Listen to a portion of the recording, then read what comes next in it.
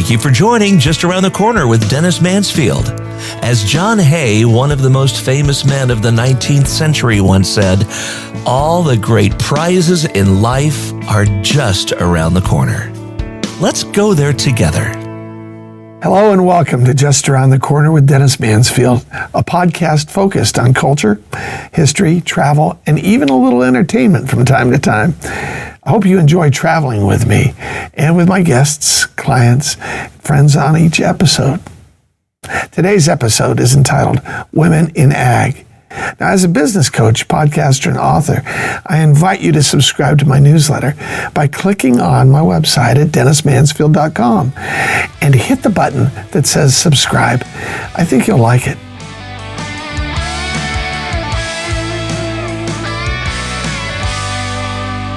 Well, this episode of Just Around the Corner with Dennis Mansfield has a very special feel to it. Why? Because we're tackling an issue we've never tackled in the past, and that is women in agriculture.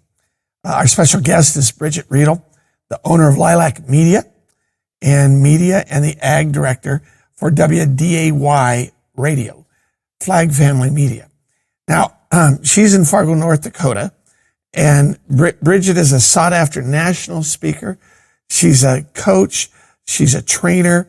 She's got a daily co-host position in the afternoon with these amazing guys where she does battle over her ever-present cup of tea with two barrel-chested, chest-beating male meteorologists who know farming deeply, but they don't have the savoir-faire that she does. It's a lot of laughter to listen to the show. Many tough radio subjects are brought up, and there's really a litany of facts that come up regarding agriculture, families, and farming. Bridgette Readel, welcome to Just Around the Corner. Hello, Dennis. How are you? Doing fine. Now, you called yourself, in the information that you and I exchanged back and forth, a lifelong farm kid. Okay? Uh-huh. Tell me about that. So I did grow up farming my whole life. I'm from South Central North Dakota, where my brothers still operate our home farm. And as the oldest of 4 kids, I was born when my parents were 19. So they were really still kids themselves and didn't understand the difference between children and a hired hand. So it became real easy to be both. I don't know if they didn't understand it or they chose not to understand it. With a wink and a nod. More than likely. So I could run the dairy parlor by the time I was 12 by myself. My brother would be out combining.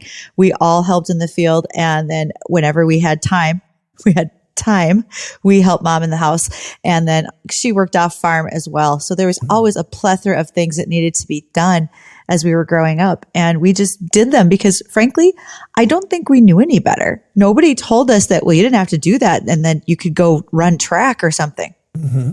That was an option? Not an option in your family, huh? We had work to do. Well, let me ask you a question. You really grew to understand the arduous activity that became normal of working on a farm. But then as of course you grew up, you took off-farm jobs.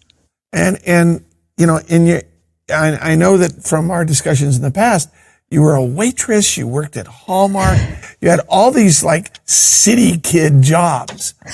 How did you transfer as a young adolescent into college age from being a farmhand to a city kid to then applying that knowledge and that work ethic among a whole slew of people that didn't have that farm background? What was it like for you? Well, first of all, coming from those jobs as well as working on the farm, you learned customer service really quick. Mm. Who's your customer and how are you going to please them? You learned that while you were waitressing, but you also learned that when you were balancing your time between what mom needed done and what dad needed done. So you got real good at that. Your time management. How would you get everything done in a day? I remember coming in from combining and I was supposed to be at my shift at the cafe at 4:00. I was a junior in high school. We lived 8 miles from town. It was 3:40 p.m. and I hadn't showered. I got real good at time management. And so you just figured it out, right? Yeah. And also you learn to drive real fast and be careful. And I think the biggest thing I learned all the way through working in Hallmark and college, et cetera, say thank you. Thank you to your customer. Thank you for your business. And then I learned to negotiate. Now tell us about that. Well, when I was working at Hallmark, I was mostly working as a clerk, but I saw a need where no one was coming in the evenings to set for the new holiday. So for instance, as we went from Halloween to Thanksgiving, et cetera. So I went to our store owner and said, I'll make you a deal. I'll still work shifts on the floor, but if you pay me more, I will come in and I will spend after hours resetting the store for those new holidays and get everything done so it doesn't get delayed for days and days while people are trying to do it in between their regular store duties. He said yes. So that was the first time I wrote my own job description and worked my way into it. Oh, Bridgette, that's fantastic. Now, you went to university, and at university, tell us about the university you attended, and then, of course, what your degree was in. North Dakota State University in Fargo, home of the Bison. So I'm a very proud alumni. You are indeed a very proud Bison, huh? That's great. I am big fan of football there. And my degrees were actually in ag education and extension. It was easy to do a double major at the time. It was just a few more classes. In fact, I was having a great time. And as I entered my 5th year, I only had to finish student teaching and finish my internship as an extension agent. And the Bank of North Dakota said, it's your 5th year. We're not loaning you any more money. And I said, all right, fine. I'll take my degrees and leave. I've had a great time here. And when they said you have to pay back your student debt, by God, they meant it. So it was time to go get a job. They meant it then. I don't know about today, but they meant it when it impacted your life, huh? They meant it then. Now, Bridgette, here you are. You finished your 5th year. You're going into a business. You could have gone into teaching. You could have done any number of things. But Dow came in and swept you up. Dow Company. Now, Dow AgroScience was the division of the Dow Chemical Company. What were you thinking when they came to you? Were you surprised by their offer? So I'd interned for Dow in the summers for 2 years, and I really enjoyed it. But I didn't know if they were going to ask me back for full time. I had my fingers crossed. And in the midst of my student teaching, the HR manager called me and said, we would really like a rep in North Dakota who wants to be there. Would you be interested in at least training with us? I said, absolutely. Now, I'm not really good at math, Dennis, but when my starting teacher salary offer was going to be $18,000 and they offered me $36 plus a vehicle to drive, I got that part. I went to work for Dow AgroSciences. You did indeed. And then Dow AgroSciences got bought up. Tell us about that. Because here you are, a woman in agriculture. My guess is there were not a lot of women in agriculture at that stage. You're a bit of a pioneer. And you suddenly see this incredibly large company being merged with another company, which was DuPont. So the ag divisions of Dow and DuPont merged here in about 2018 and became one known as Corteva. And so that's kind of an ever evolving culture for them at Corteva. Even though you've been a company together for about 5 years, it takes a while to sort out how you want to look in the businesses you want to stay in or divest of. For me, by the time I reached 25-year mark back in 2022, last year, I retired from my crop protection career working for Corteva and enjoyed it tremendously. I had a lot of freedom to operate, you could say, within Dow AgroSciences. Retired is an interesting perspective because, yes, you did leave that company, but you're also a consultant for them. And they realized that having a woman in ag with your background was vital. In the process of that, you trained, if I'm not incorrect, over 70 trainees, interns as well during that time period. For the percent that were women, what did that look like, and how did they see you, and how were they encouraged because you are a bit of a pioneer? I bet went from the time that I started as handling trainees and interns until I retired. I don't want to say left. That sounds rude. We'll say retired.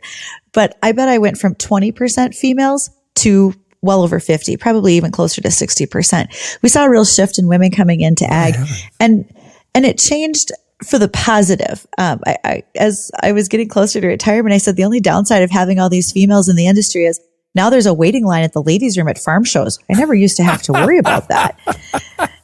And frankly, it was being the only woman in my district for 15 years taught me a lot. And I often, and most of my customers were male, and I often told them, just remember this. I will, as a female, I will always get the deadlines right. I'll remember the details. I will get things done for you. But just like your wife, if you make me mad, I won't forget. And they all knew that language and they understood that. And we worked together really, really well. And whenever I had women come in, I just said, your first couple of years, you're going to need to be faster, work harder, and work smarter than anybody else. But once you've established a sterling reputation and you have the trust of your customers, you'll be fine. You know, Bridgette, across America, there's this image that family farms are being bought up by large corporate entities. From your experience, is that an actual fact? What are you seeing with this next generation of farming? Actually, I would say that we still have a lot of transition of farms from family member to family member. When it comes to a corporate farm, they're defined so differently. You may be a family farm, but you have a contract with the corporation in order to raise, say, chickens for them. But you're still a family farm and a family operation. So we always have to be careful what we're really defining. And I still see a great interest in people coming back to agriculture. Less than 2% of our population feeds the rest of this country as well as the rest of the world. Because statistically speaking, every farmer out there feeds about 155 other people. And back in 1930, that number was only about 35. And it's changed so drastically. And we're so much more efficient in what we do now.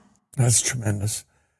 When you think about young women in college, what would you say to them, and what do you say to them when you speak to them about challenging them to make a decision that maybe not go into teaching, but to go into ag?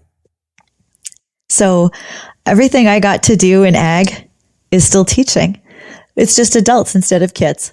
And that's the thing I've enjoyed the most, is being able to be that resource to folks. And if you have a passion to teach, but maybe the age group is what deters you, why not work with adults? Because we can still coach them, whether it's in field, whether it's with leadership, whether it's with business skills.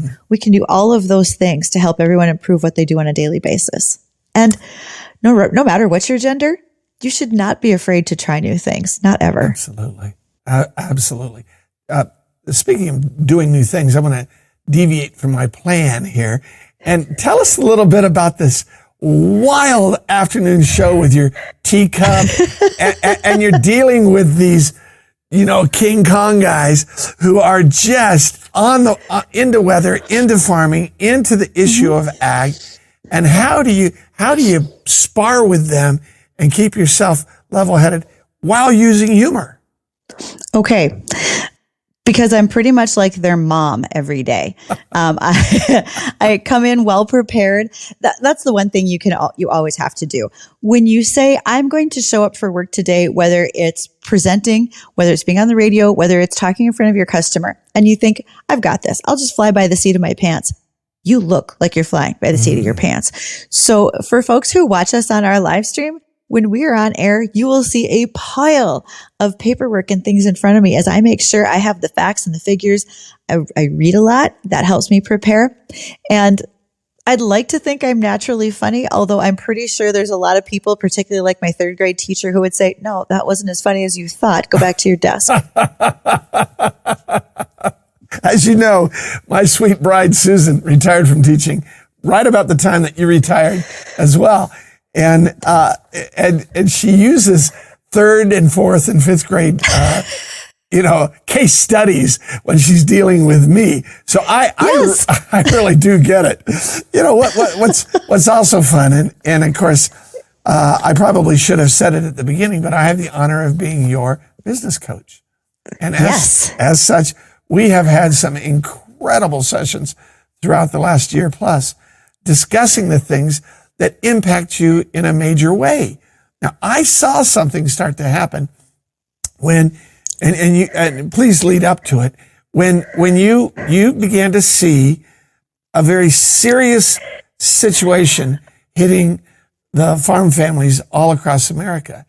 And it's on the issue of mental health. I'd like you to give the background of what brought you to the point of a huge change in your life. And then B, what you're now doing with that new change. Obviously, I would actually, if it's possible, like to do another episode with you and focus on this. But would you give the podcast listeners and viewers just a taste of what you've learned from all your experience to what you're now learning with additionally new experience that is disheartening and yet hopeful at the same time? Let's look at the little bit of history in the last few years for this country. As we went through a pandemic, as we watched inflation rise, people are concerned about their food. And that impacts our farm families as well because they're the producers of our food. They worry about commodity prices. They worry about whether or not government overregulation may affect them in a negative manner. And really, what's the bottom line? Because if you're not making money farming, that's a volunteer project. And everybody came to be profitable in this country, right? We came for opportunities. And I could see the worry and the lines in the faces of our producers, whether they were ranchers or farmers. And they have the concern of, what if I lose the farm? I'm 5th or 6th generation. It rests on my shoulders. I have watched farmers who are facing bankruptcy or going out of business feel that suicide was their only option. And it's not. And I don't ever want them to feel that again.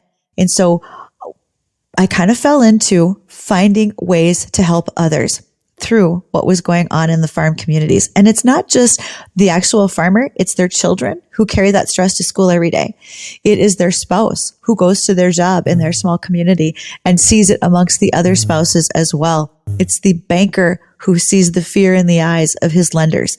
And we know that here in the state of North Dakota, we are number 14 on the list for suicide, and the majority of them are farm related.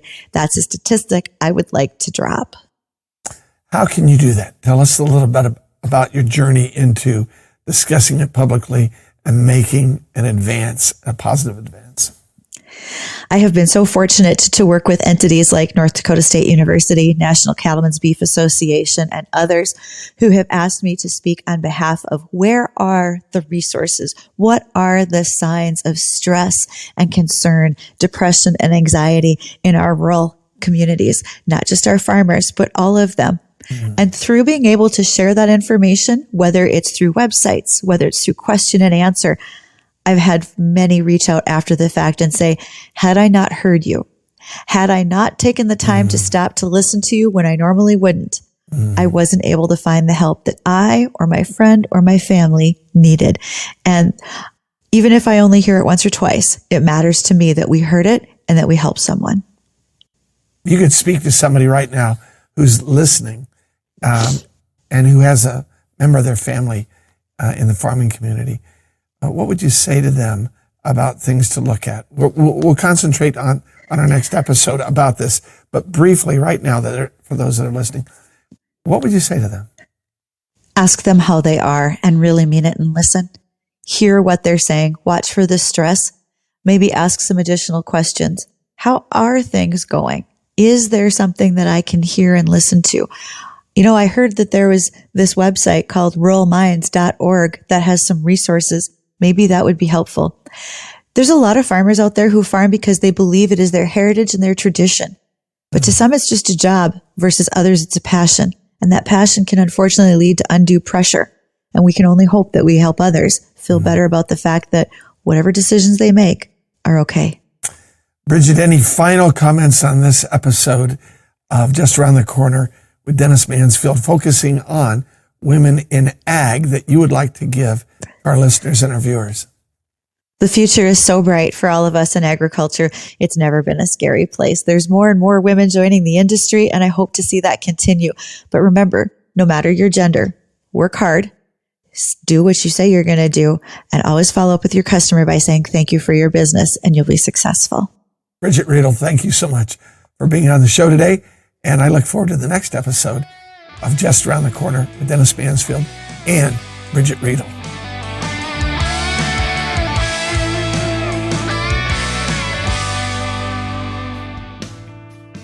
Thank you for listening to Just Around the Corner with Dennis Mansfield.